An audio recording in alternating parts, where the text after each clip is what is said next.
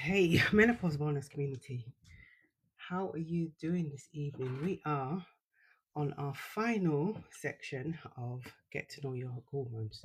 So, we're going to be talking about diving into testosterone this evening. So, do come in, say hello, let me know where you're from, and we're going to get going with our third part of our series, Get to Know Your Hormones. So, here we go. Hi Izzy, how are you? How are you this evening? We're going to be diving into Get to Know Your Hormones. Let me just put this on here. I'm going to just send out a few. Here we go. How is everyone doing this evening? Do come in, say hello. Let me know where you are from. Yeah, and welcome. Hey Lynn, how are you? Welcome, welcome. This evening is our third part of our series, Get to Know Your Hormone series. The first week, over the 3 weeks, there was a week in between. We had estrogen and then progesterone, and now we have testosterone. That's what we're going to be looking at this evening, talking about this evening. So if you've got any comments or any questions, please feel free to pop it in the chat. We will get back to that throughout the session. So we're going to be here this evening. Welcome, welcome everyone. Good to hear. I'm good, thank you. I'm good. I had a nice break. I'm back to reality, right? Need to get back to reality, but yeah, I had a lovely breakaway. It was a well-needed break. But I hope you're doing well as well. Oh, really? Okay, that's interesting. Let me know how that goes, Lynn.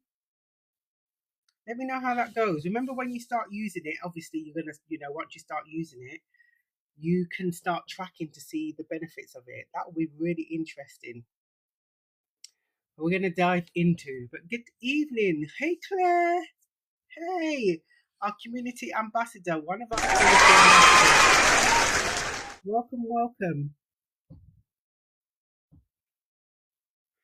But anyway, for those of you who don't know me, I am Jackie. I am a menopause wellness practitioner and as well as a menopause nutrition and weight loss management practitioner. And welcome to the community. Good evening, Claire. Claire is one of our community ambassadors.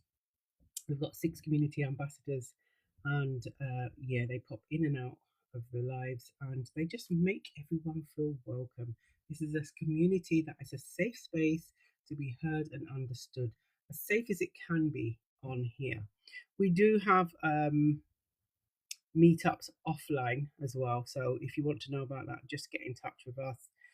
Claire's here this evening. I can see Claire. We also have Just Empress. Thank you. Thank you for the heart me.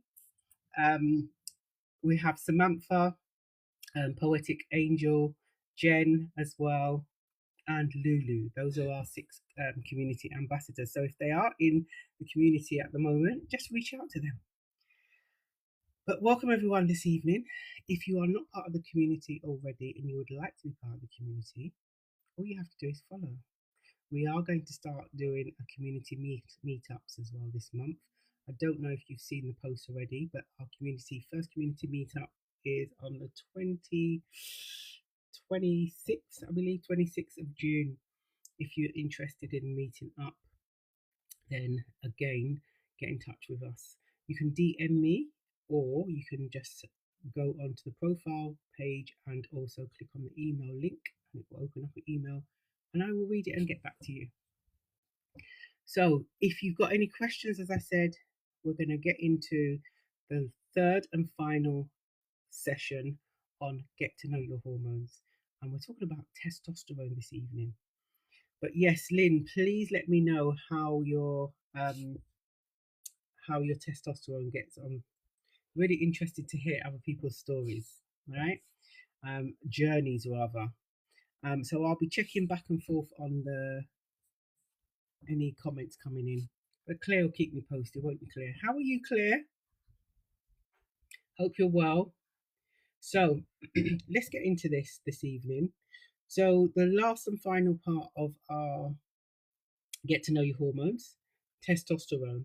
Okay. And those of you who've missed the estrogen and the progesterone, because we've done those as well, feel free to go and do a catch up on our YouTube channel. All the information is there. All the lives are uploaded on the YouTube channel. Oh, thank you. Yeah, I am. I feel well rested now. So let's get into this then. Okay. So, what is testosterone? Because when we hear testosterone, we always feel it's a male hormone, right? Oh, you males have it, females don't have it. Or why do we have testosterone? Why do we need it? Actually, yes, it is important for us also. Okay, so we're going to go into what it is, what benefits it, not benefits, um, what the main purpose of it is, and also what happens when it starts to decline. Okay, what would it look like? And what we can do to support it as well. So, as I said, testosterone is not just for males. It is crucial for women too, us women too, right? It supports many things. So it supports things like energy, our mood, libido, muscle strength, and also bone health. So those are the things that testosterone supports in us women. Okay. So its role then, it gives us energy and stamina, very important, mood and motivation. So sometimes when we are that perimenopause stage that kicks in, many times you may experience that your mood starts to change somewhat. Okay. And again, this is the responsibility of your testosterone. Testosterone works in partnership with estrogen. Remember, estrogen being the queen of the hormones. We speak about that all the time. That is the queen of the hormones. So that they work hand in hand. It also is important for our libido and sexual well-being, and muscle and bone strength. So this is why as well, when it starts declining and fluctuating, it's, we are in the zones of potentially being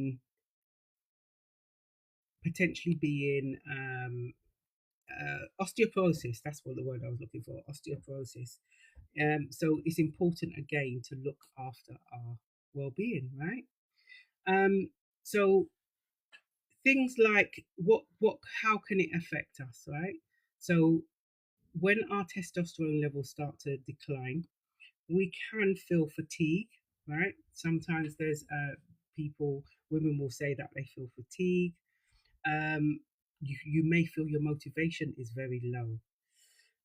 Reduced libido, that can happen. That's probably, in conversations that I've had, that is something quite high up on the list that a lot of women talk about. They just don't feel in the mood anymore. They just don't feel the drive. It's gone completely.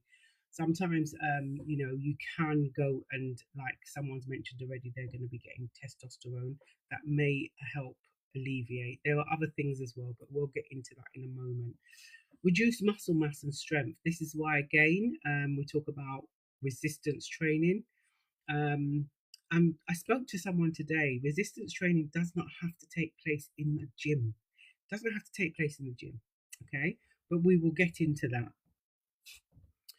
Um, so thinking about your lifestyle approaches, what sort of things you can do. I just mentioned about strength training. That helps your muscle and bone. So strength training is going to be a benefit, and it doesn't have to be in the gym. So you don't have to go to the gym. You can do that at home. I actually came across an article today, and it stated that it was actually, I think it was the BBC. It was actually stating about strength training, lifting weights, right? At least 90 minutes, 2 to 3 times a week can help, is a big benefit to your health.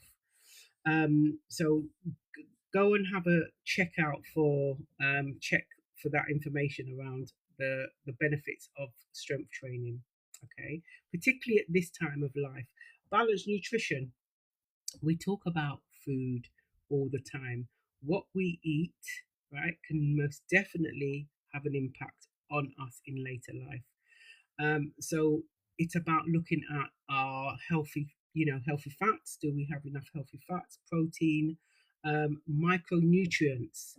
Micronutrients, okay, are vitamins and minerals. So these are vitamin and minerals that body requires in minute amounts. Um, so those are there as well. That's what we're going to be needing.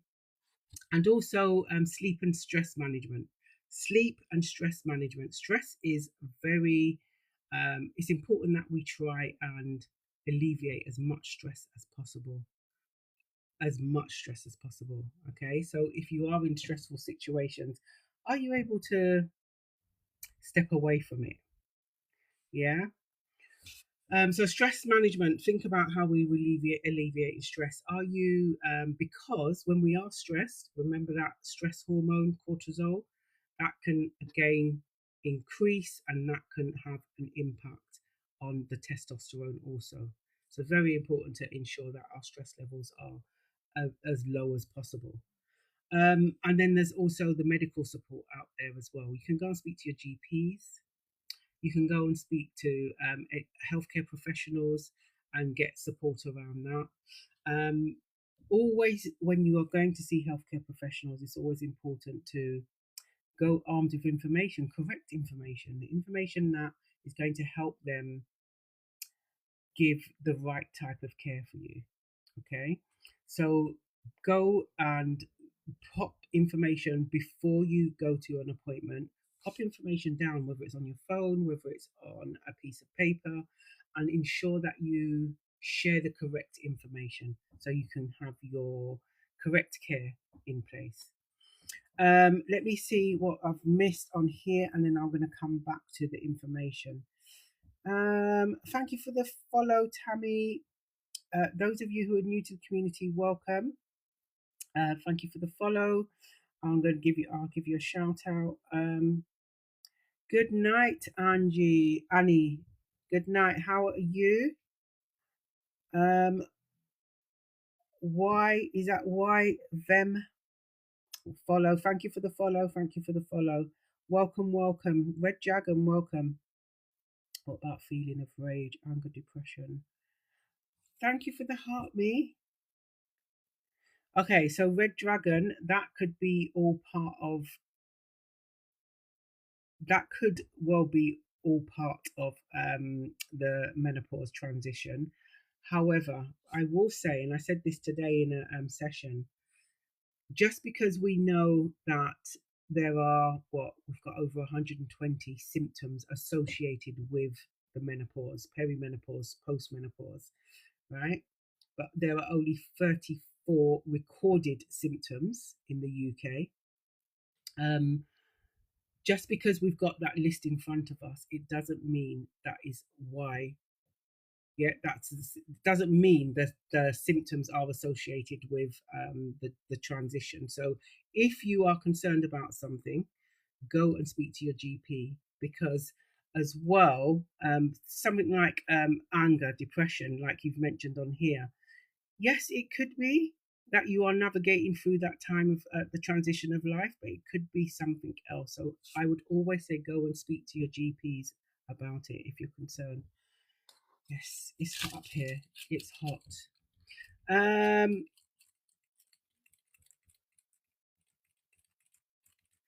okay, so thank you for the follow always and forever. Thank you, Tammy. Thank you. I'm gonna go and Deborah, thank you for the follow. Welcome to the community. All those who are new to the community, we do meet up on a Wednesday. We have a live on a Wednesday at 8 p.m. But we also have other things going on as well outside of the live. So do have a look at the page and see what's happening. We're having our first community meetup this month, actually. Oh yeah, I'm happy you got to come here tonight as well, Anne. Is it Anne? Annie, do you say? It's Anne, isn't it? Um,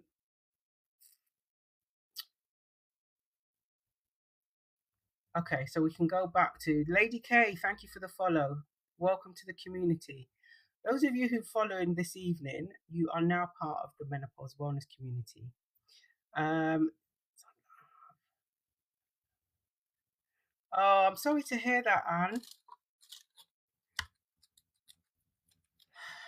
Um, and just as you mentioned that as well, it's I just want to kind of highlight as anytime we are when we're navigating through this journey, right? It can be very challenging sometimes, or feel very challenging, feel overwhelming. When you are deciding to try something new, it's really important to do your research. Do your research as well, because there are going to be certain things that you may decide to try to support you to navigate through your journey. However, if you are on any specific medication, if you have any health conditions, what you don't want to do is start taking this new thing and it has an impact on it. So, again, it's important to go and speak to your GP. If you're not able to go and speak to your GP, go ahead and check it out with the pharmacist or just do your research and just ensure that your medication is not going to have an impact on something new you're about to try. Hi Deborah.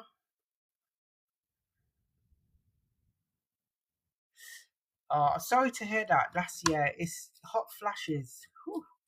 I'm hot now, and I know why I'm getting a hot flash because I'm in a hot environment. I'm at the top of the house, and it is hot up here. And I didn't want to put on the handheld fan because it's going to be noisy. What are you doing for that, Deborah? Have you spoken to your GP? And is there anything that you are using to navigate through that? Hot flashes are not a joke, I'm telling you. Research, I came across some research. Those of you in the community know I like my research, right? I came across some research. Hot flashes can last anything from 3 seconds to 10 minutes. Listen, 10 minutes is a long time to have a hot flash.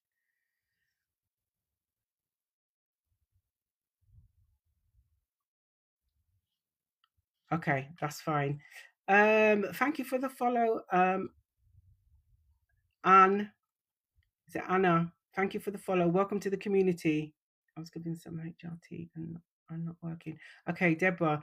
Well, when you say you was given HRT, is that a decision you wanted? Is that a decision you made? I'm hearing this quite frequently, and it's not good to hear it. That no. Okay. Well, first and foremost, you don't have to take anything that you don't feel is right for you. That's one thing. Um, it's sad to hear that you were just given it to take without. I'm hoping that you was asked questions before being prescribed that. And that's not the first time I've heard this. Not the first time I've heard this. Okay. Okay. And this is the thing, we don't know what's going to work for us until we start using it, right? When we do start using something, it's important that we track it. Very important that we track it. I spoke to someone today and they shared with me that they're taking the pump and also taking tablets. They started taking it at the same time.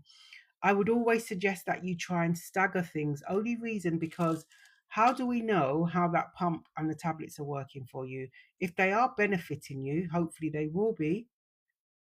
How do you know how it's benefiting you? Because you started taking it exactly the same time. So that's why I always would recommend, where possible, because sometimes things have to be taken together, where possible, try and stagger things. So you know the first time you start taking it, give it maybe a week or so, and then you can see, identify the benefits of it, and then you can start taking the second thing, and then you're aware of the benefits of the first thing before you start taking that.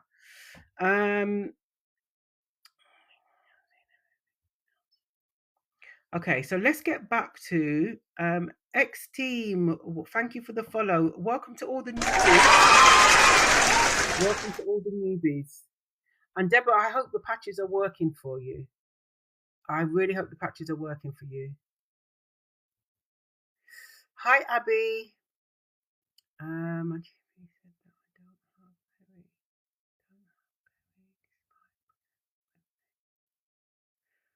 Okay. Right. So, Abby, just before I go back to this, I would suggest. Let me ask you a question. Do you feel it's perimenopause? Do you feel it's perimenopause? You're presenting with 8 symptoms, 8+ symptoms, and the blood test was fine. Hey, Just Empress. Just Empress is in the house. She's another one of our community ambassadors. So, what I would say to you, Abby, is I would say to you, think about going back to your GP. Think about asking for a second opinion, or maybe seeing another GP for a second opinion. I hear about the blood tests. Sometimes the blood tests do come back fine. I had the same issue. I had a blood test, and the blood test showed that my hormone levels were fine. So that was the third time I went to the GP. But again, my GP was telling me that I was too young. I was too young to be going through perimenopause, and that was at the age of 42. But actually, I was going through perimenopause. I was experiencing perimenopause. So sometimes, when your GP, when you speak to your GPs, and again, I'm going to say, many GPs only have 1 hour of menopause training. So when you go and speak to your GP, go armed with information, present them. And I know it's only 10 minutes in the UK. We only have 10 minutes, and we're only supposed to go with one issue, which sometimes is impossible. Um, but go armed with information and let them know that this is why you feel you are navigating through perimenopause right now. These are the symptoms that you're experiencing. I mean, you may well have said this. These are the symptoms what you're experiencing. This is how long they've been going on for, and this is the information that is pointing you to its perimenopause. Um, Definitely go back and get a second opinion, because it can be. So I can imagine that it's frustrating for you, being told that no, it's not. Um, I hope that helps, but definitely go back and get a second. And I'm hoping that you have more than one GP in your practice, in your surgery, so you can just go and speak to a second GP, or ask your GP, do they have a menopause nurse there? Or can they refer you to a menopause clinic? Or can they signpost you to a menopause clinic? Because without asking these questions, we don't know. And sometimes, unfortunately, GPs are not going to volunteer this information to us. I'm hoping things should be changing now, because the new systems have come into place where every year when you go for your health check, and I'm hoping all of you go for your health check, your yearly health check, menopause is going to be a subject matter that is going to be included in your health check. So things should get better, but definitely go back and ask a second opinion. Don't be fobbed off. Don't be fobbed off. Do they help? Okay, Lady T, did I just miss your question? Do they help? I feel so awful. What are you asking if they help? What helps? Okay, we're going to go back to some employers have assistance programs and menopause advice. Yeah, definitely, Tammy, they do. And again, employers that have 250 or more employees, they have to now.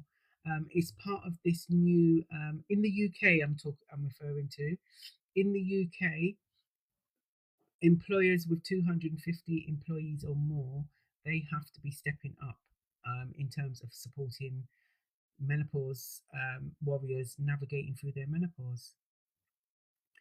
So you will find that there are places to be there are going to be employers that will support out there. But it's important that we speak up, right? We have to speak up because many times that, I've been guilty in the past. When you get asked questions, are you okay? Yeah, I'm fine, because we don't want to talk about it. We feel sometimes embarrassed or something else, but we have to try and navigate through this transition unapologetically and speak up because there is support out there. Um, Absolutely support out there. Oh, HRT, right. Does HRT help? Now, I have spoken to many women in the community, and those of you in the on the live now, if you are taking HRT and it's working for you, pop it in the chat and let Lady T know, because I'm not a HRT girly. I've never been, and I will never be. That's just not my thing. Um, but I hear from many women that HRT has been a game changer for them, and some women have said that it's not for them. So it's about you finding what works for you. Hey Nanny, how are you? Miss Rose, thank you for the follow. Welcome to the community. All those who are new to the community, welcome. Yeah, the thing is, this I would say go to your GP and speak to them about your options. Okay, what are your options? But we need to ask the right questions. We need to be asking the right questions. Don't just go there and just say, okay, I've been told about HRT. Can I have it? No. What are the options? How do I need to take it? How is it going to impact me? Does it have any side effects? Is it something that I can take long term? What everything? There are so many different formats as well. There's the pump, the patches, tablets. So again, find out all the information, ask the right questions, and do your research as well. Do some research as well, and then go armed with the correct questions. We do. Oh, right, Tammy, that's good. So in your company, you've got support for your menopause warriors, have you? That's good to hear. I hope you're well, Nanny. Welcome, welcome. Good to see you. I never tried HRT, and yeah, I've never tried HRT myself. And as I said, I've just navigated through my journey without HRT because that was my choice. I just felt that I did my research and felt that what I was reading, it wasn't for me. But that's not to say that it's not going to be for somebody else, because I know many people, many women that are actually taking HRT, and they said that it's a game changer for them. But yeah, I've just managed my symptoms differently. Uh, and that's good you're doing research. That's absolutely fantastic you're doing research. Even when I'm sharing information on here, go and do your due diligence. Seriously, you know, you don't have to take my word for it. Go and do your research. But just ensure you go and do the research in the right places, because there is some information out there that is misinformation. But places like the NHS, places like in UK, you've got the British Menopause Society. There is the Menopause Society in the US as well. So just go and check and ensure that you're doing. And there are also organizations, charities as well, menopause charities out there as well in the UK. So go and do your due diligence. Catherine, thank you for the follow. Welcome, welcome to the community. For those of you who are new to the community, this is the Menopause Wellness community, and welcome. I am Jackie. I'm a menopause wellness practitioner as well as a menopause nutrition and weight loss management practitioner. We meet on here every Wednesday, and today we are doing our third and final part of Get to Know Your Hormones. We have spoken about, over the last 4 weeks, we've spoken about estrogen, which is the queen of hormones. We have spoken about progesterone, and today we are speaking about testosterone. We've already gone through what testosterone is, how it supports our body, the role it plays in our body, and we're just going through supporting a healthy testosterone. We just went through that actually. I can repeat that again. We always feel that, and I still get women speaking to me about the menopause and saying, I didn't know we had testosterone. Look, we only know what we know, right? And this is why the community's here. We're here to educate each other. We're here to, share information and get to know what we didn't know. That's what we're doing here. This is a safe space. Thank you for the follow, Connie. Welcome to the community. Please repeat, I missed the beginning. Okay, that's fine. Lady K, I'm going to repeat. Okay, so we talked about, testosterone. So remember, testosterone isn't just a male hormone. It's crucial for women too, right? It supports energy, mood, libido, muscle strength, and bone health. That's what testosterone supports. So we don't have it as in the masses like males. We have a smaller amount, but we do have testosterone. And those are those three hormones, right? Testosterone, as I said, works in partnership with your estrogen, which the estrogen is the queen of all hormones. And then we looked at testosterone. So we know that it's just not a male hormone, right? So the highlight of its role, so it's energy and stamina, mood and motivation, libido and sexual well-being, and muscle and bone strength, right? So I don't know if any of you have noticed, that if you are navigating through the menopause, because not everyone is navigating through the menopause who comes in their lives, it may be that you are, approaching perimenopause. It may be that, and you just want to find out information, and that is absolutely fine. Has anyone noticed any symptoms occurring whilst you're navigating through your menopause? Testosterone, things like low motivation, fatigue, those sort of things. Reduced libido is another one. Has anyone noticed? Pop it in the chat if you want to. Don't have to, but you can feel free to pop it in the chat. I will come back to the questions as well. Can anyone help, please? Been bleeding over 50 days. No, doctor is helping. Oh, Ariba, thank you for coming into the live, and thank you for your question as well. I would say to you, go to see another GP, or go to the A&E, call 111 and speak to them, because that is not normal. And it's important that we do not normalize something like that. So then we spoke about, I'm going to come back to those questions. Then we spoke about how we're supporting healthy testosterone, because there's certain things that we can do to support testosterone. Don't get me wrong, we cannot stop it from declining, okay?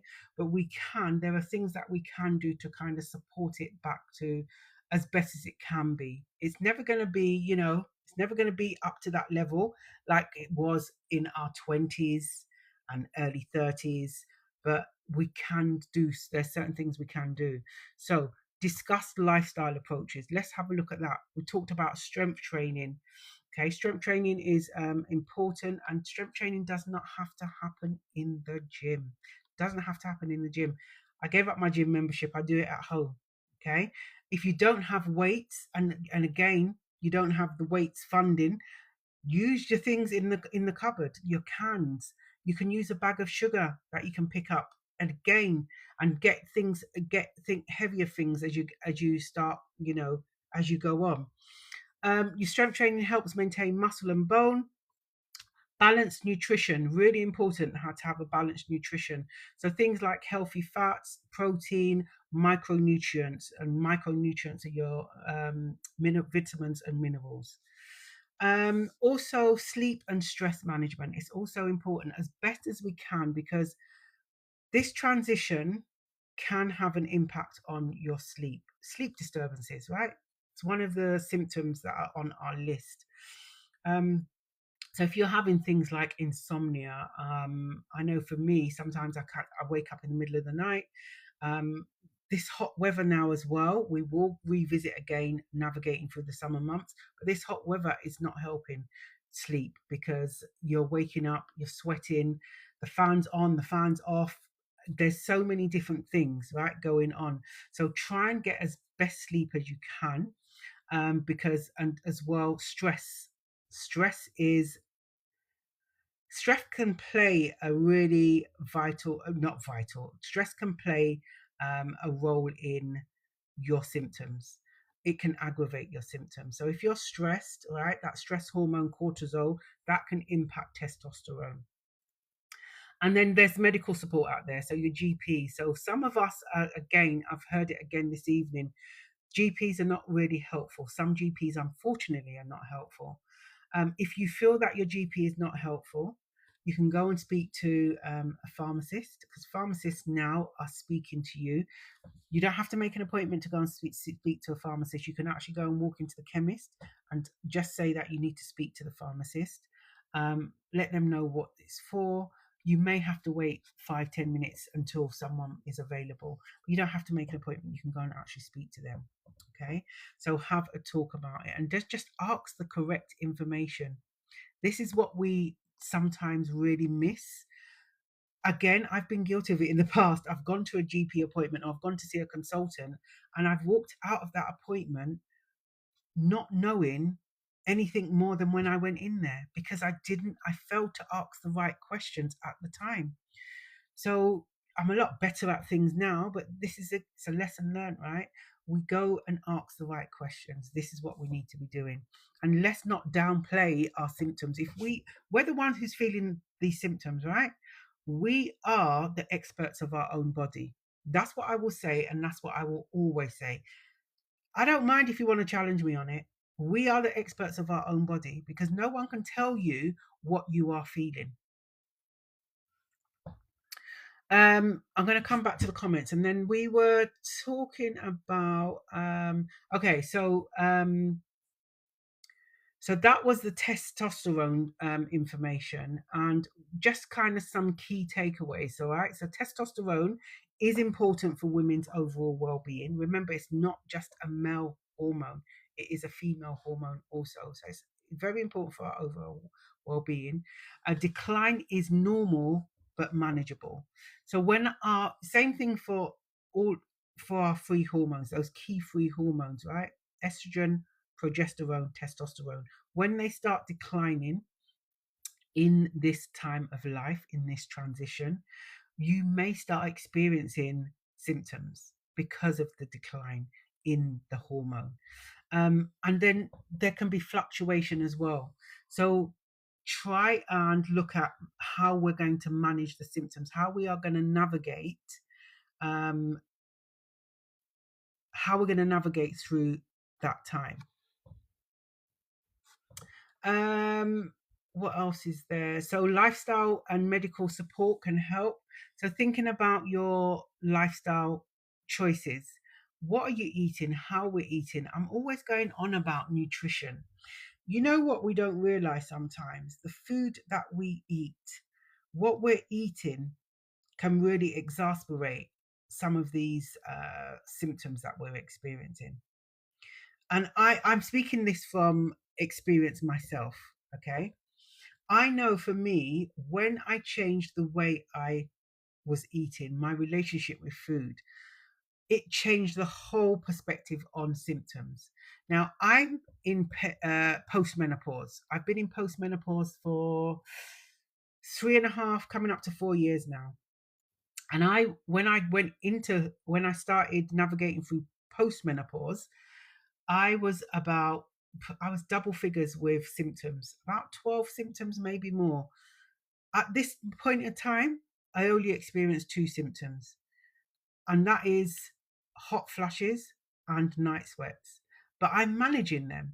I'm able to manage them because I know exactly what exasperates my symptoms. So I know to stay away from it. And if I do engage with that sort of activity that exasperates my symptoms, then I know what to expect. I know exactly what to expect. So you are, when we're navigating through this, it's really important that we track our journey. Track. know what exasperates your symptoms. Okay, it could be anything that exasperates.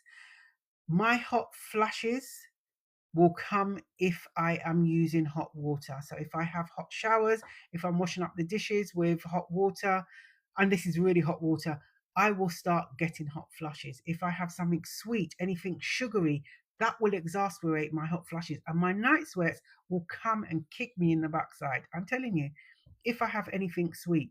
So I know I just don't have sugar. I don't have anything sweet. Don't get me wrong, I do like chocolate. So I know if I do have chocolate once in a blue moon, I know what's going to happen. I know exactly what's going to happen. So today as well, we had a session in Sidcup, um, session in Blackfen Library, and we spoke about as well having on at hand your menopause wellness kit. Now, your menopause wellness kit is literally items that support you to navigate through your day. Okay, so in my kit, I have, it used to be a handheld fan, but I've gone to my manual fan. I just found that for me, the handheld fan just started circulating the same, yeah, it just got hot. So I'm now gone back to my manual fan.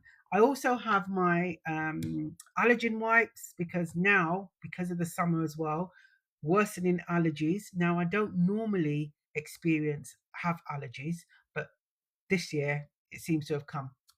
So I've got my wipes for my eyes. I also have tissues in my menopause wellness kit.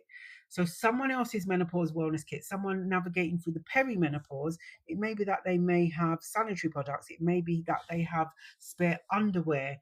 It may be you have spare clothing, because if you are experiencing hot flushes, it may be that you are getting so hot that your clothes are wet, so you have to change your clothing. So your menopause wellness kit is everything in it that is going to support you to navigate through your day. Maybe a stress ball, maybe some hardball sweets, whatever that is. So you can just make your decision what you need to support you. Um, so let me just come back to some information. We do have a testosterone quiz as well. If we can got time to do that. We always end with a quiz when we do our, well, since we've been doing our get to know your hormones. We've got a testosterone quiz this evening as well, so we'll see if we can get to do that. I'm going to come back to the comments on here. Tiddlers. Welcome, welcome. Testosterone helps focus and concentrate. That's why women. Yeah, absolutely. That is one of the symptoms that you can experience. Now, brain fog. I shared about a couple of weeks ago my own experiences with brain fog. I used to use lion's mane tea, and I would drink that once or twice a day. Religiously drink it once or twice a day, and I found that it was really helpful. However, since December, I have not drunk any lion's mane, and my brain fog, touch wood, has disappeared. Now, what I've done to help with my brain fog, I have started learning a different language. So I've been teaching myself Spanish, and doing that every day, even if it's like 10, 15 minutes a day, my brain fog has gone. It's improved. So, and again, I've done my research, and you can do this as well. Your learning a new language does help with brain fog. So absolutely, you're correct. Catherine, how does perimenopause affect someone with PCO? Okay, so Catherine, we had Dr. Barbara on a while ago, actually, and you may want to go and catch up on the YouTube channel, because we've posted all our lives go on the YouTube channel.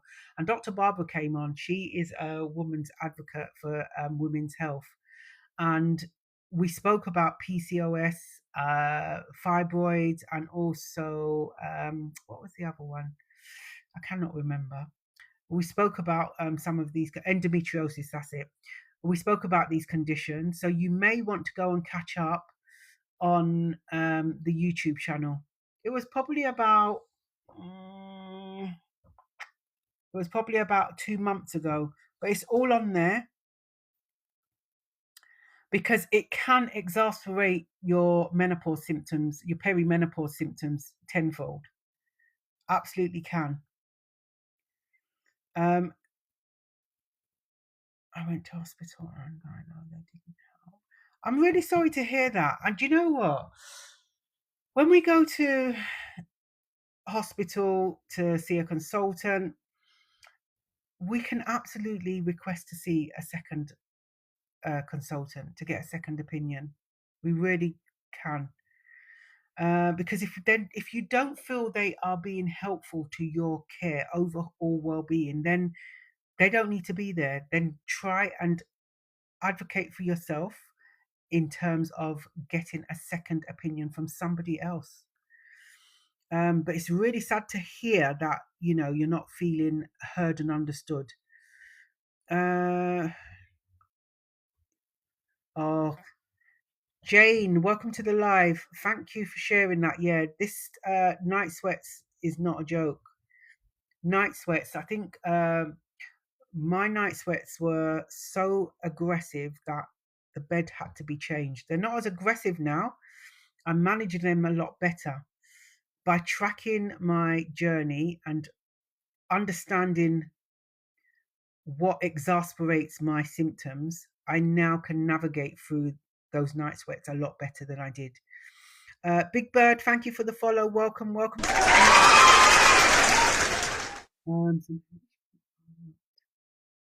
No, you're right. Some GPs are not. And again, I've said it before that GPs generally get about an hour, 1 hour of menopause training. What is an hour? And this is why I'm saying to you, Queens, I am saying to you, you are the expert of your body. You know your body better than anyone. No one can stand there and tell you that that's how your body works because you know your body. So when you go to your GPs about this journey that you are embarking on or you are actually fully in it, go armed with information because it actually may be the only time that that GP has heard that information. I spoke to again another woman today in the session that I had earlier on this afternoon, and she said that she's got all these symptoms, but the GP wasn't even thinking about menopause, weren't even thinking about menopause. Now, again, I'm going to say these symptoms that we know of, right? Let's not just accept that it is to do with this transition because go and get it checked out, particularly if you are concerned about it. Sometimes we experience a symptom and we turn around and say to ourselves, oh, it's fine, it'll be fine tomorrow. But actually, remember, our bodies have a way of telling us things. Our body has a way of speaking to us. When we feel pain or feel discomfort, something's not right. It may be something small, but something is not right. And we need to stop and pause and take note of it.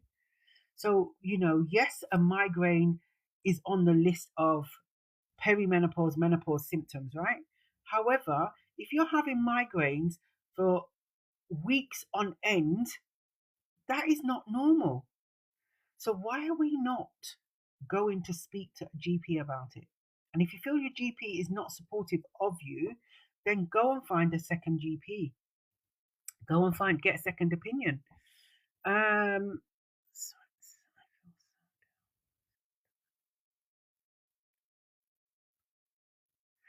Oh, Leah, thank you for sharing that. I'm sorry to hear that. And this is why we have things like the community. There are so many, menopause advocates online that can support, that we talk and finding safe spaces. You're not alone. You're absolutely not alone because it can feel overwhelming, can absolutely feel overwhelming. But feel free to kind of reach out and come and connect in the community. A lot of the times, when I'm on a live, people are just chatting away in the comments. So feel free to connect and chat away with someone in here. Yeah, go armed with information to GPs because you are the expert of your body. I am telling you. Um, I'm hoping your mood, your the way you're feeling at the moment shifts for you. I really do. Morning Jew, thank you for the follow. Welcome to the community. Joint pain, yes, joint pain. Claire, welcome to the community. Joint pain. Again, things like when your testosterone levels are declining, looking at estrogen. Estrogen, the queen of all hormones. Estrogen, when you look at estrogen, it supports your brain, your skin, your hair, your nails, your teeth, your heart, so many functions in your body. And so when it starts declining, there are going to be things that you may start recognizing. You're hitting perimenopause. Hitting perimenopause. Generally, what happens when you hit perimenopause is that you may start experiencing things like mood swings, hot flashes, brain fog. These are some common symptoms of perimenopause. Now, don't get me wrong, not everyone will experience symptoms. Yeah, every woman will navigate through the menopause. Remembering menopause is that one point in time, that one day. Um, not everyone will experience symptoms. 24% of women do not experience any menopause symptoms at all. But can we manage our symptoms? Absolutely, we can. It's a trial and error. I will say to you, give yourself some grace, give yourself some compassion. Step up on the self care. The self love is so important because this trial and error, for some of us, it may be a period of, a week that we find something that works for us, but it's definitely an additional journey. We're going to find something, and it may be that we try something, it doesn't work, try something else, but track what you're doing as well. And be consistent in what you're trying because you have to give things time to actually work. Even with something like HRT, GPs will say, what, 3, 6 months? Give it time.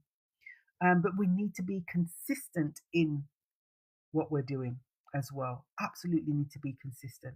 There's no point in taking something and trying it once and then think, oh, it didn't work. You have to give it time. Absolutely have to give it time. Jane, thank you for the follow. Welcome to do you know?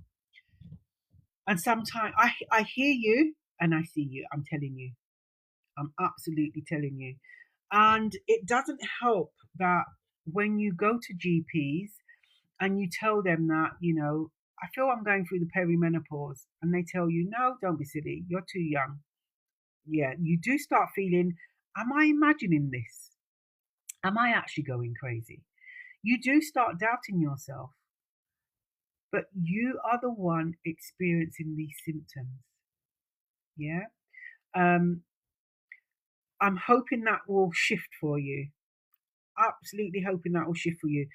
I'm happy to send some information to you, Jane. I've got information on list of symptoms, list of foods that can support you through this transition, list of activities that you could do that can support you. I am in the process of putting together a superfoods list. Now, we had 2 weeks ago, we had Lee from Magic Tree on as a guest speaker, and he spoke about menopause and superfoods. And it was a really good chat with him, and it was very inspiring. So what I've started to put together a list of superfoods for the community. So once it's finished, I can email it out to you and you can have a look at it. And again, it's not to say that you have to start using these, it's just about knowledge, okay? An awareness that actually there are things out there that could potentially support your health and well being. But what I've reached out to everyone and asked everyone is, what superfood would you like on that list? I'm creating the list for you. So what superfood would you like me to put on the list? What How the list is going is, it's got the superfood, it's got the benefits of it, and it will also have the recommended amount to be taken for it to be of benefit to you. That's how the list is going to go. So please reach out to me and just pop it in the chat and let me know, what superfood would you like on there.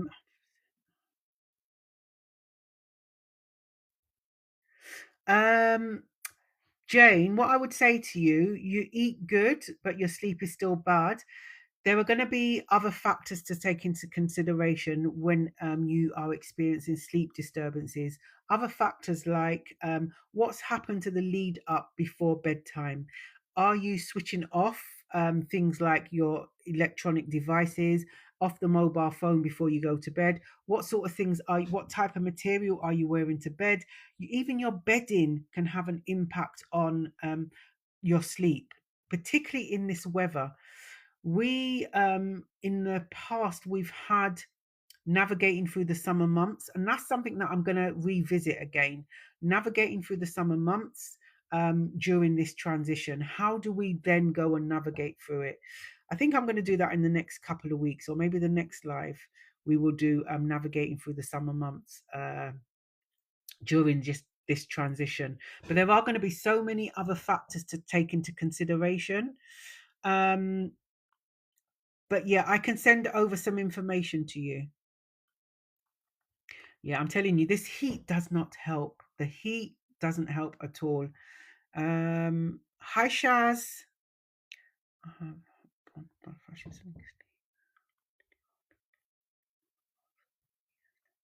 So you've had hot flashes and never sleep. Not okay. Have you been to see? I say this all the time, right? Have you been to see your GP for some support? Um, I can send a list of things like, even things like well, chamomile tea. If you Some herbal teas are quite good as well. Um, so I can send you a list so you can just have it there as some armed with information, really. Um, Mia, thank you for sharing the live. Much appreciated. Hi, Fatima. How are you? Thank you for sharing the live, Big Bird. I appreciate that. Leah, thank you for the roses. I need more information about this. Yeah, Fatima, reach out to me and I will send some information. As I said, all the information I put together is for the community, and I will send it out to you. I'm a woman of my word. I will send it out to you, email it across. Don't put your email in this chat on the live. Just DM me or go onto the community page and click on the email link and you can send me an email. Just having my nails done, so oh, enjoy, Nanny. Some self-care, right? Good to hear. When can I buy the tea? Where can I buy the tea? Um, you can get teas. You know what? You can get them in supermarkets. It depends what tea you want. I get a lot of my herbal teas from supermarkets. You can also get them in the health food stores. Now, just because we go into a health food store, just because it's got health store on the door, it doesn't mean that everything in there is healthy. Let me just do, okay, just had to come and do that. It doesn't mean everything is healthy, so do your checks, please do your checks. Okay. Even I just give an example. When I went and decided, someone mentioned lion's mane in the group, in the community, and I went and done my checks on lion's mane. There are so many different forms of it. There's tea, there's capsules, I came across powder, I came across what else did I come across? Latte. There's so many different forms. And every single time I went to pick up something with lion's mane, that was lion's mane related, I done a quick check on my Yuka app, and only one thing came up good, and that was the tea. So do your checks when you're going to find things that you're going to start using. Yeah, Dr. Barbara. Dr. Barbara. So the it's on, as I said, it's in the community, the YouTube channel. So if you go and find the our guest speaker, Dr. Barbara spoke about PCOS, endometriosis, and fibroids as well. Um, Kate, welcome to the live. Dry mouth feels like it got a lump stuck in my. Oh my goodness me! And again, dry mouth is on the list. But what I will say to you, just because it's on the list, if it's concerning to you, go and see your GP about it, because it just may be something else. Let's get it ruled out. Is it better not to get it? Is it not better to get something ruled out than rather just assume that it is all to do with our transition? Um, Absolutely, Lady K, you're welcome. This is why we're here, right? I do not sit here and claim to say I do not sit here, and I'm not going to sit here and claim that I know every single thing. No, I don't. This menopause journey for me, it's been a journey for me also. This is why I ended up becoming a menopause wellness practitioner and a menopause nutrition and weight loss management practitioner, because I started navigating this journey alone. I was turned away 3 times from my GP, bearing in mind when research is out there showing that we attend GP appointments 10 times before we start being heard. 10 times is 10 times too many. I was on my GP had 3 strikes. And the third time I went there, I had a blood test, and the blood test came back normal. Didn't show any of my levels of hormones. They was all normal. And I just walked away, and I decided I can't keep doing this. I can't keep going back and getting fobbed off and not being understood, not being heard. And I was frustrated. I thought I was going crazy myself. And I thought, no, I know what I'm feeling. No one can tell me anything different. So that's when I just thought, you know what, I'm going to go it alone. And I went to educate myself a bit more on this transition. What what is the menopause? What is it about? Because we never get given that information. When I was at school, I didn't get given information about the menopause. My mother didn't speak to me about it. In fact, she referred to it as the change. My grandmother never ever spoke about it. We never heard women in our family speaking about the menopause. So there was no education out there. So that's what pushed me to go and get educated, go and find out a bit more about what's going on, go and find out a bit more or get to know my body more better than I did, and understand what's going on for me. And so this is why now the community is here. We've been going over a year. This is why we're here to educate ourselves a bit better and educate others and make a pathway for the younger generation to be better advocates for themselves. We shouldn't keep apologizing for this whole, again, I had people again apologizing. Oh, I'm sorry, my brain fog. No, let's not apologize.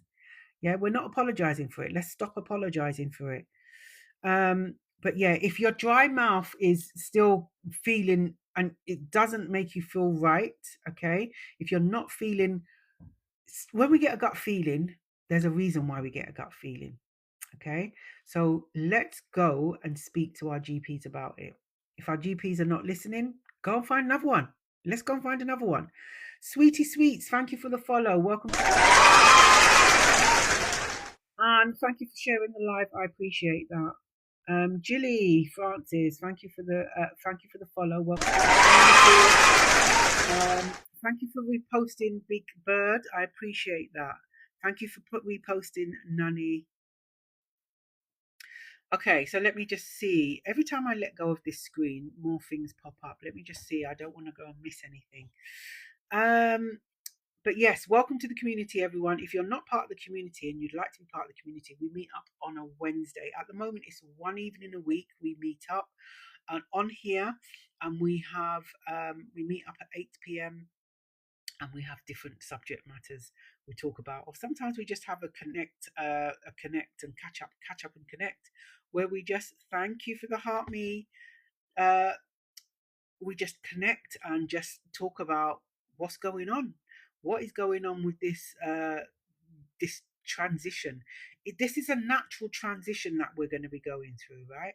And yes, there are percentage of women do not experience any symptoms at all. Can we manage the symptoms? Absolutely. There are going to be options out there. Let's go and speak to GPs to find out what those options are, because it's going to be very different for everyone. Everyone's journey is going to be different. Seriously. No two journeys are the same. I've never come across two women that I said, oh, they're identical journeys. They're very different. They may be experiencing hot flushes and night sweats, but they're different levels of, the different degrees. Can you please let me know where I can get tea for the brain fog? Oh, okay, so Anne, the brain fog, the lion's mane tea I got in Holland and Barrett. I got in Holland and Barrett. And it's which one is it? The Buddha, Happy Buddha. I think is that right? You can correct me if I'm wrong. I'm sure it's the Happy Buddha. But yeah, I'm telling you, it worked wonders for me. But as I said, I don't drink it anymore because I'm learning a different language. The brain fog seems to be disappeared, completely disappeared. So I'm going to keep on learning this language. I'm on one pump question. I'm scared to increase it. Okay. Claire, thank you for sharing that. Is the one pump helping? That's what I would ask you. Is it helping? And if it is helping, then do you feel you need to increase it? I'm presuming that, and you can correct me if I'm wrong, the fact that you want to increase it, you may not be seeing the benefits anymore. And sometimes, you know what, we've got to switch things up. We have to switch things up because I've been taking evening primrose and starflower oil. That's one capsule. And also magnesium glycinate. And I've been taking it for so long that I've paused because I think to myself, is it still actually working for me? Or has my body changed? Because our bodies will change. Our bodies are forever evolving, right? So is it still working? So I've paused. And I'm just trying to figure out now, while I've been off it, have I noticed anything different? And actually, I've not noticed anything different. I'm going to start taking it again and see if that pause has helped. So sometimes we've got to switch things up. I was taking it in the evening and I was taking it with food.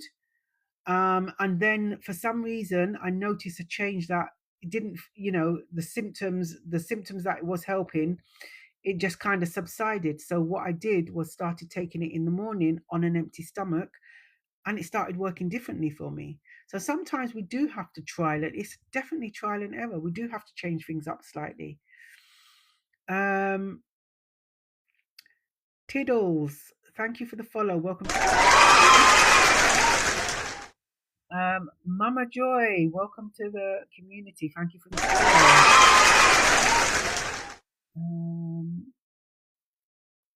I'm just checking that I've lost anything. Chocolate? What's going on with chocolate? Do you advise? Andy, welcome to the community. Welcome to the live. Do you advise? Do I advise HRT? Now, I am not a HRT girly. I'm going to be totally honest. When HRT was a thing that I researched when I started navigating through my perimenopause. And then I hit menopause and then went into postmenopause. And I've researched it once and I just didn't like what I came across, the information that I came across.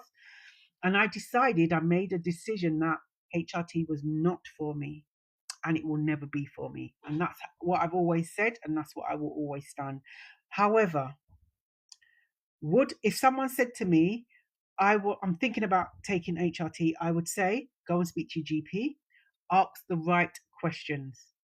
Okay, go and do your due diligence, find out exactly, will HRT work for me? How is it going to work for me? What are the benefits? What are the risks? Are there any risks? How long do I need to take it? What's options of taking? Because there are different ways of taking it as well. How soon will I start seeing benefits to once I started taking it? Ask the right questions. So I would never advise that for anyone, for the simple reason that I'd be a hypocrite, wouldn't I? Because I don't take it myself. So, but find out what works for you. And the thing is, we don't know what's going to work for us until we actually try it ourselves. So someone may be saying then, well, there you go, Jackie. How do you know it's not going to work for you? I don't need it to work for me because I've been able to manage my symptoms. As I said, I've gone from 12 symptoms to now only experiencing 2 symptoms. And those 2 symptoms that I do have, I'm able to manage them without the hormone replacement therapy.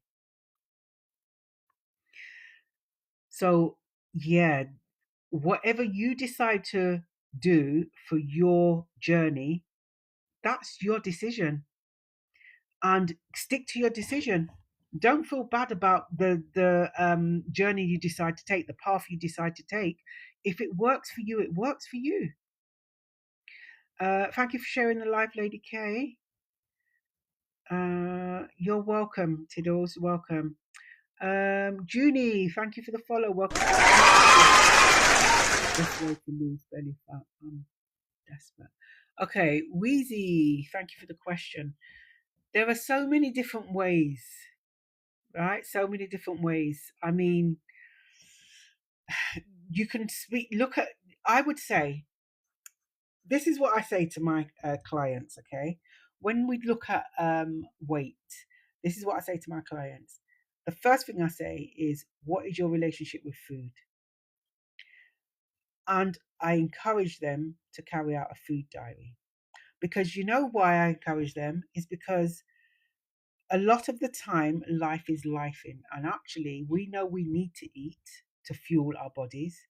But what we tend to do sometimes, not everyone, sometimes we tend to do, I've been guilty in the past about this, we just grab and go. We're not looking what we're eating, we're just grabbing something to fuel our bodies in that moment. And actually, it's not the right thing that we're grabbing. So this is why I encourage you to consider, I encourage you to consider carrying out a food diary. Your food diary will be done over a period of 7 days, at least 7 days, because 7 days, I always say that you get a better picture of how you are eating. Okay, so do the food diary for 7 days. I want you to just document everything you have consumed, everything. Okay, anything that you've eaten, anything that you have had to drink, even if it's a sip of something, you're going to document that. And after the 7th day, have a look at what you've been eating. Okay, you will also identify how you eat, your eating habits. Also, is there anything that you feel is contributing to your belly fat? I will share with you, right? Some of my clients have gone away and done food diaries, and they've come back to me and said, I've done my food diary, and I always ask the question, have you seen any trends? Have you seen any trends in your food diary? And I'll get the same response back. No, I haven't seen anything. One thing that does come up often is, I don't drink enough water. That's what I don't do. I don't drink enough water. Okay, so you've identified you don't drink enough water, so you're not keeping hydrated. Okay, so that's important to do. Keep hydrated, but also they're not seeing what I can see on there, because you have normalized the way you eat, what you're eating. You may find it challenging to see exactly what you're eating. But when I look at it, so I've looked at this particular one, what I've seen is a lot of processed foods, a heck of a lot of processed foods, and a lot of takeaways. That's what I've seen. But they are not seeing the same thing. So what I would suggest is, the first thing to do is do a food diary, because is some of the food that we're eating contributing to that belly fat? That's what I would say. And then if you find out that it's not contributing, then we can look at something else. So that's the first thing. So I hope that's helpful, Weezy, to kind of have a look at that, because it is, what is it? It's 80% of 80% food, 20% diet, 20% exercise, right? So we need to look at how we're eating. And as well, what time do you eating before you go to bed? Is your food digested properly? Are you giving enough time for your food to digest well? There are so many things to take into consideration. So it's not just one answer I can give you, but I would definitely say consider doing a food diary. That's if you don't. You may well say that the way you eat is fine. But as I said, because life is life in, we sometimes don't recognize just the way we actually are eating. We don't really recognize it. Flash Dance, thank you for the follow. Welcome to the community. My goodness, is it 9:10 already? My goodness me. I have just started for hour 25 yesterday. What would you recommend for weight loss? Okay, so is it Jack? So you just started this yesterday. What I would recommend is that you give it some time and track how uh, is it working for you. Okay, so over the next few weeks, track what difference has that made to you since taking it, because you only started yesterday. You may see a difference within 24 hours, 72 hours, but it may take longer. But start tracking that, and does it now start having an impact on the weight? This weight loss journey thing, right? Again, I will share with you a personal thing for me. My weight loss, I weighed December last year, I think I weighed something like almost 14 stone. I weighed. I can't remember how much that is in kgs, but I almost just almost 14 stone like December last year. And I changed the way I ate and I moved more. And I've gone from that to, I think I weigh now, I'm in kgs. I'm weighing 75 kg, which is, I think it's just 12 stone, 12. But yeah, I lost 2.5 stone from changing the way I ate and moving more. That was it. But I also needed to be consistent. Don't get me wrong, when I go on holiday, listen, I enjoy some things that I shouldn't even be eating, but then I just have to go and do some extra walking. But it's about being consistent. So there are things that we can do, but as I said, go and think about a food diary, just so it can open up your eyes to see exactly how you're eating, because sometimes we don't recognize. Thank you for the follow, Jack. Welcome to the hey, Lady Empress. Greetings to everyone. How long does the transition last? Lady K, the transition, right? So, our transition. So, just to quickly go over perimenopause, there are 3 stages to menopause, this menopause transition. So, perimenopause starts first, and perimenopause, generally, the common symptoms, some of the common symptoms with perimenopause, it will be mood swings, hot flushes, brain fog. Those are some of the common symptoms, right? Perimenopause can start at the age, if you do research, it says 45 to 55. However, it can be sooner and it can be later. I spoke to a woman today, she was in her 60s and she's still having menstrual cycles. It's very different for everyone. Okay. And when you look at information, perimenopause generally around 4 to 7 years, 4 to 8 years. However, it can be longer. My perimenopause was 10 years. There are some women in the community that they're on their 12th or 15th year of perimenopause. Okay. So once you navigate through the perimenopause, the next stage is menopause. Now, menopause is one point in the journey. Your menopause is actually after 12 consecutive months of no menstrual cycle. The day after that is menopause. So that's when your body has said, right, that's it. No more reproductive activities are happening in that sense. And then that's your menopause. And then the day after will be postmenopause. When does postmenopause end? Postmenopause is for the rest of our lives. What happens when postmenopause has arrived? I say arrived like it's a present, you know. What happens when postmenopause, we start transitioning through postmenopause, is that our hormones will start to stabilize. What you will find is for some women, symptoms disappear completely. For other women, some symptoms may disappear and some may remain, but they may be less aggressive as they were before.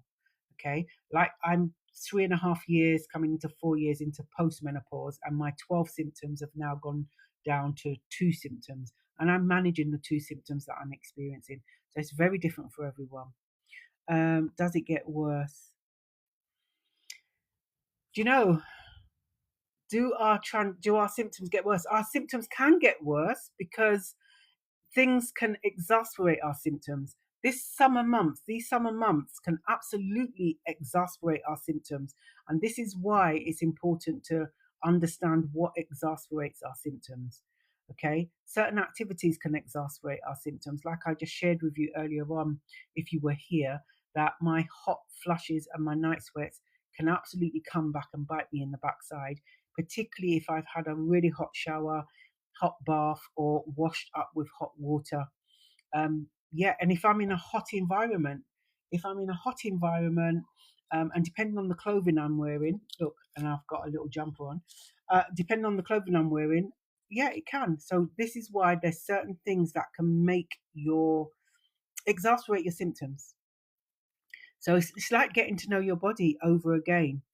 My GP advised to increase it because of my joint pain, but I'm scared. Okay, so Claire, I would say to you, if you feel anxious about increasing it, don't do it yet. Do it when you're ready, okay? Because it's really important we do things when we feel it's ready. And no amount of times that you can be told, do this, do that, when you are ready to do it, you will do it. Going back to joint pain. Now, again, I will share with you. I was told I used to have a lot of joint pain in my shoulders, okay? Frozen shoulder. And actually, a frozen shoulder, I feel that is coming back, but I know why it's coming back. I got told I've got arthritis in both shoulders and I will have it for the rest of my life. And you know what I done? I went to see a physio, and the physio, this is exactly what the physio said. Oh, GPs always say that. GPs always say it's arthritis. And he gave me some exercises. And I started doing these exercises, and I have been consistent with these exercises, and the pain has totally gone. When I started going to the gym, I started to do resistance training. The pain went completely. And I noticed when I paused in my resistance training, it's slightly creeping back in. I know I need to get back on and keep doing it again. So, this joint pain for me, moving more has helped the joint pain. But like I said, do not do something that you do not feel comfortable with. Once you start feeling comfortable, then you can do that. High user 849. Yeah, definitely. And you know what? When you say more vegetables, cut out sugar, yeah, totally. Sugar, we did a live a while back, just what sugar does to the body. And oh my goodness me, sugar is not great for the body. Absolutely not great. It can have such a really bad impact on you. Again, you can go and catch the that live on our YouTube channel. We did a whole series on menopause and the bone, the joints, the heart, the teeth, the hair, nails, eyes. It's all on the YouTube channel. But sugar, absolutely. Let's try and cut out sugar completely if you can. But even if you are finding it a challenge, little bits, make a small difference. Small bits that you will do. So if you have 2 sugars in your coffee or tea, maybe for a little while, maybe have 1.5. Slowly do it like that. But you will do it when you're ready, you know. more vegetables. Again, when I just went on holiday last week, and I had a whole 3 days. The first 3 days I was there, I ate so many vegetables. My stomach didn't couldn't manage it. Couldn't manage it at all. So I had to calm down on eating the vegetables. So again, just know your body. Your body will give you indication of, hey, what you doing? Stop, slow down, listen to your body. Also exercise to flush out the toxins. Absolutely move. Body needs to move, right? Our bodies need to move. Yeah, cooking your food helps because you know what's in it then. When you cook it, you know exactly what is in it, right? All these processed foods, they're not, yeah. How long does it take for food to digest? Hi, Afro Rose. Well, you know what? Food to digest. Well, I'm gonna check for you because I don't want to give you the wrong information. Generally, and it's going to be a general thing. Does it take? I can't. I don't want to say it, and then I'm to digest. Here we go. Right. Generally, this is generally between 24 and 72 hours to fully digest. Right. Generally, this is why I didn't want to give you a figure because I know it's a general rule of thumb. So about 24 to 72 hours for food to digest. Okay, to increase. Okay, so look, I didn't even realize the time. We are back next week. I'm just checking through anything. Nico, thank you for the follow. Welcome to Paula, thank you for the follow. Welcome to those of you on the For You page, welcome. Thank you for listening.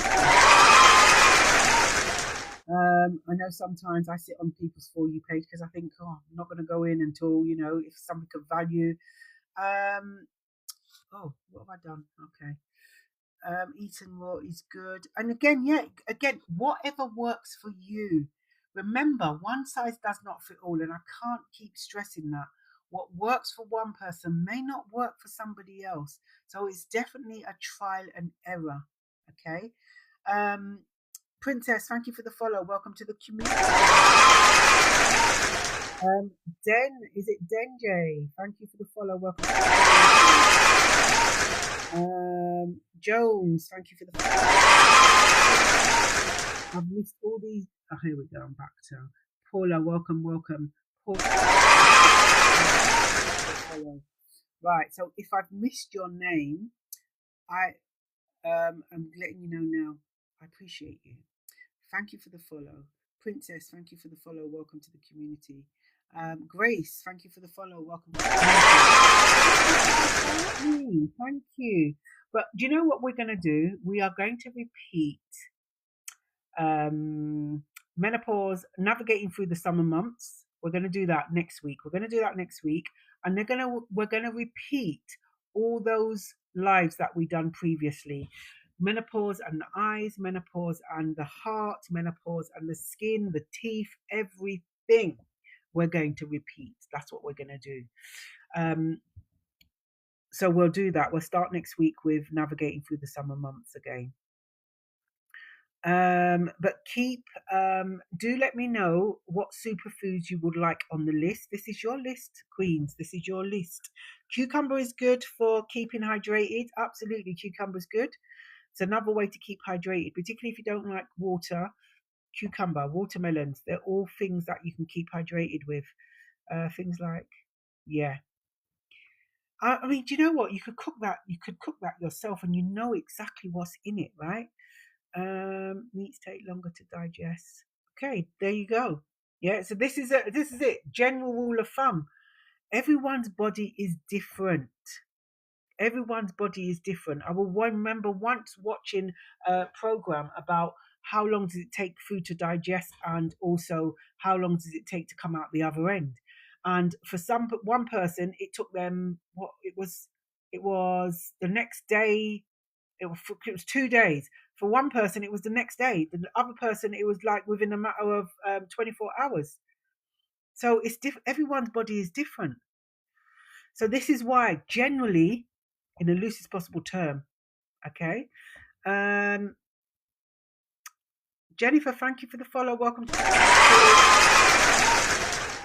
You're welcome, welcome. Eating more fruits and vegetables. Let's find out. We have to work what works for us, right? The quote shack. Thank you for the follow.